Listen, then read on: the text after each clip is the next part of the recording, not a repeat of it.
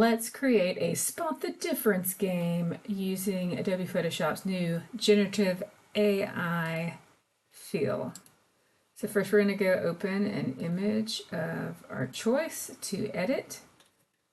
Once your image is open, you're going to want to go over to your layers panel and duplicate the layer so you have your before and after image. We'll go ahead and we'll just label this before. Just double click it to label it an after, because for a spot the difference game you're going to want the original image and the new image side by side so that you can spot the differences. So working on our after layer, and I'm just going to turn this one off just to make sure we don't mess with it.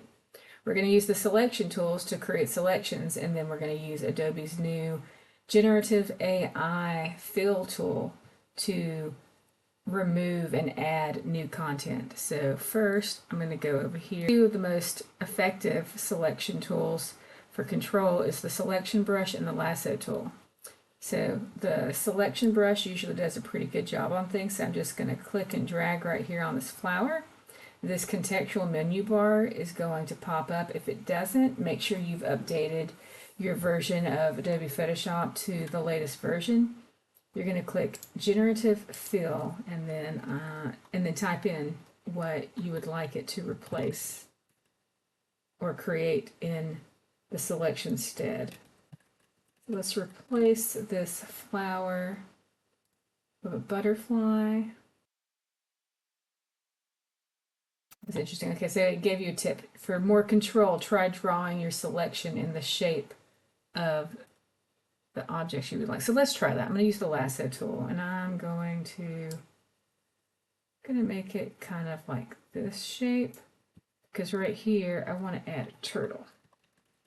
Let's do a green turtle, because for a spot the difference game, you want the differences to be subtle. So if you're putting something out in the open, at least get the color to blend in. Turtle that blends into grass. All right. Let's see how this does this time. We'll just go with that. It's kind of weird looking, but you know what? It's just a game, so let's go for it. We're going to spread our differences around. So now let's go up here and just going to tell it to add a small bird. Brown lizard.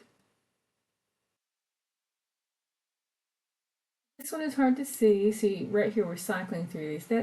That color pops just a little too much. This one is more balanced for spot the difference, because once again, we don't want it to be impossible, but we don't want to give it away too quickly.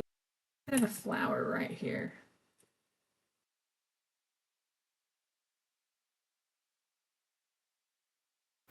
Okay, and there we go. We've got five differences here. So flower, turtle, lizard, bird, and flower. And now that we've got our 5 changes, I'm going to press Shift on my keyboard to select all of these layers.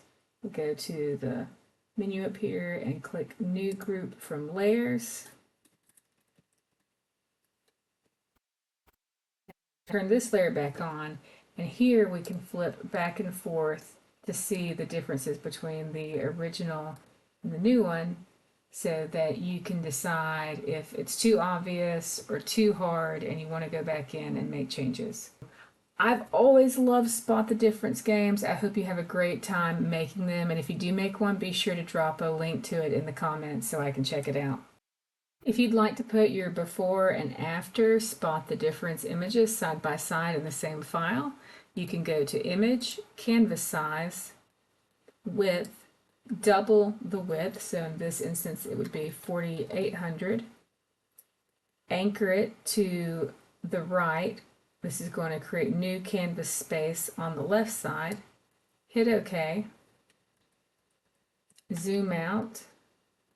We're going to turn the above layer off just to make sure that we grab the right one in case auto select is selected. So I'm going to click, drag this all the way to the left, and then turn this layer back on, and now we have a spot the difference side by side.